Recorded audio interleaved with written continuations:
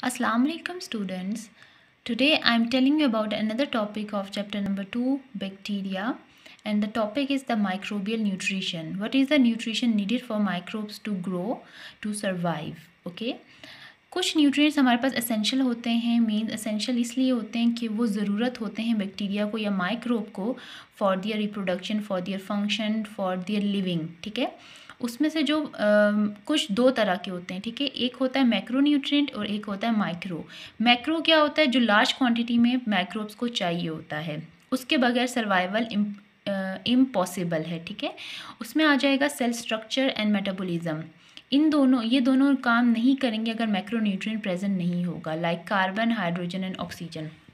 Micronutrient which is the जो कि small हमें माइक्रोब्स को चाहिए होता है लेकिन स्मॉल अमाउंट में चाहिए होता है। ठीक है, और वो मेंटेन करता है प्रोटीन के स्ट्रक्चर को और एंजाइम के फंक्शन को।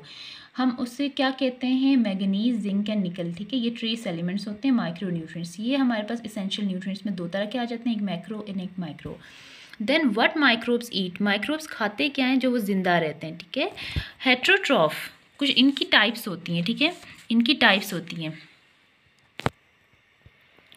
जो हेट्रोट्रॉफ होते हैं वो क्या करते हैं? वो अपना ऑब्टेन करते हैं food in the form of organic carbon.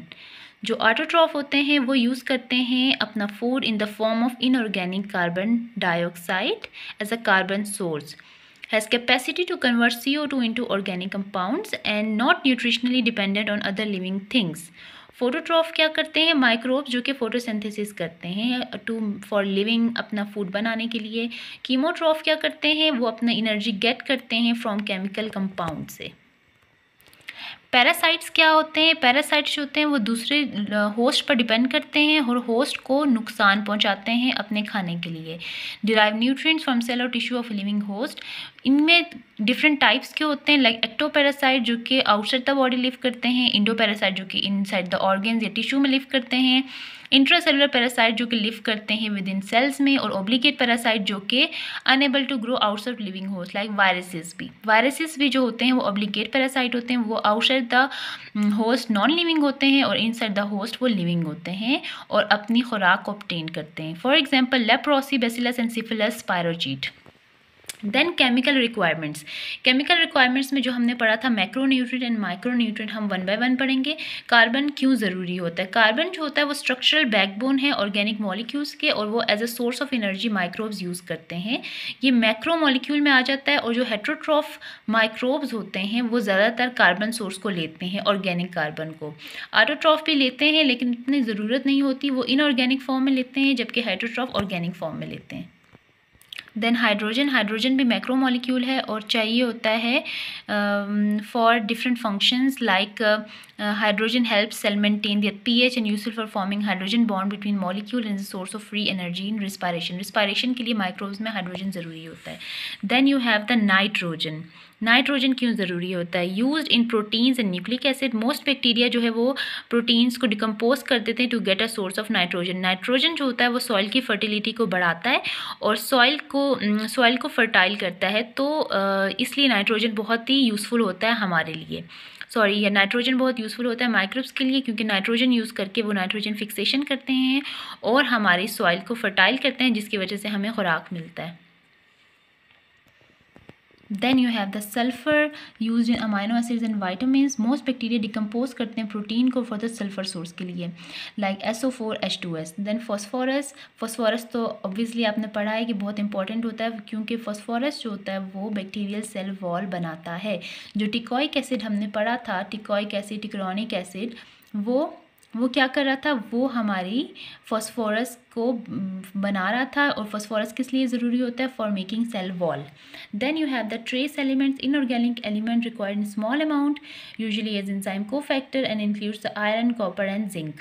Then oxygen जो है वो तो बहुत ज़्यादा इंपॉर्टेंट है for microbes to live. Microbe की ज़िंदा रहने के लिए ऑक्सीजन बहुत ज़रूरी होता है। Obtain through organic compounds and inorganic side like sulphate, phosphate, nitrates, और प्ले करते हैं अपना role in the functional enzymatic function of the cell में। देन डिफरेंट गैसेस यूज़ होती हैं जो कि इन्फ्लुएंस करती है माइक्रोबियल की ग्रोथ को। ऑक्सीजन जो है वो ग्रेट इम्पैक्ट करती है माइक्रोबियल की ग्रोथ के लिए। ऑक्सीजन बहुत ही इंपॉर्टेंट है and used as a oxidising agent. Then microbes fall into one of the 3 categories, 3 categories में माइक्रोब्स आ जाते हैं। Those that can use oxygen and detoxify it, वो जो ऑक्सीजन को यूज़ करते हैं उसको और डिटॉक्सीफाई करते हैं। वो दूसरी तरह के वो होते हैं जो कि ऑक्सीजन को ना तो यूज़ करते हैं और ना तो डिटॉक्सीफाई करते हैं। एंड तीसरी जगह वो होते हैं जो कि ऑक्सीजन को यूज़ नहीं करते लेकिन इसको डिटॉक्सीफाई करते हैं। Then how microbes process oxygen, इसमें हमारे पास डिफरेंट टाइप्स आ जाते हैं, like singlet oxygen, an extremely reactive molecule that can damage and destroy a cell by the oxidation of membrane lipids. Superoxide ion highly reactive होते हैं। Hydrogen peroxide H2O2 toxic to cells and used as a disinfectant. Hydroxyl radical also highly reactive. Okay. Then ये steps आ जाते हैं, ठीक है। Steps requires 2 enzymes, एक है 2O2 ऑक्सीजन को यूज़ करके हाइड्रोजन को यूज़ करके सुपर ऑक्साइड डिसम्यूटेज से वो H2O2 बनाते हैं, हाइड्रोजन पर ऑक्साइड, और 2H2O2 हाइड्रोजन पर ऑक्साइड से कैटलिस्ट को यूज़ करके वो वाटर एंड ऑक्सीजन बनाते हैं, ठीक है। ये 2 रिएक्शंस आ जाते हैं। Effect of oxygen on growth, growth पे क्या इफेक्ट है? एक है एरोब्स, एरोब्स को चाहिए होती है ऑक्सीजन फॉर दियर सर्वाइवल। एक आ जाते हैं ऑब्लिगेट एरोब्स जो जिनको ऑक्सीजन ज़रूरी चाहिए होती है, वन ऑक्सीजन के बगैर वो मर जाते हैं, लाइक सूडोमोनास एरोजिनोजा।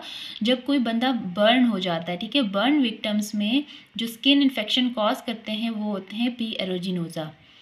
और माइक्रो एरोफाइल्स क्या होते हैं? रिक्वायर्ड लो ऑक्सीजन, उनको लो ऑक्सीजन चाहिए होता है, लाइक एच पाइलोराई इन अल्सर्स में। एनारोब्स क्या होते हैं? एनारोब्स को ऑक्सीजन नहीं चाहिए होता है और अगर ऑक्सीजन उनको मिलता है तो वो बहुत टॉक्सिक होता है उनके लिए और ऑक्सीजन की प्रेजेंस में उनकी डेथ हो जाती है। इसमें आपके पास टाइप्स आ जाएंगी, एक ऑब्लिगेट एनारोब्स है जो कि मर जाता है in the presence of oxygen, अगर उसे ऑक्सीजन दी जाए तो वो मर जाता है। एक है फैकल्टेटिव एनारोब्स जो कि ग्रो कर सकता है विद और विदाउट ऑक्सीजन लेकिन बेटर ग्रो करता है without oxygen, like E coli cause UTI. एक होता है arrow tolerant anaerobes, arrow tolerant में क्या होता है? वो ग्रो करता है ऑक्सीजन में लेकिन उसको यूज़ नहीं करता, ठीक है। और इसकी एग्जाम्पल आ जाएगी स्ट्रेप्टोकोकस पायोजीन की which cause strep throat. Another one is the carbon dioxide. Capnophiles organism that grow best at a higher CO2 tension is normally present in the atmosphere. Important in the initial isolation of the following organism like Neisseria which cause gonorrhea meningitis, Brucella which cause the andulant fever and Streptococcus pneumonia. ये सारे के सारों को carbon dioxide की presence लाजमी चाहिए for their growth.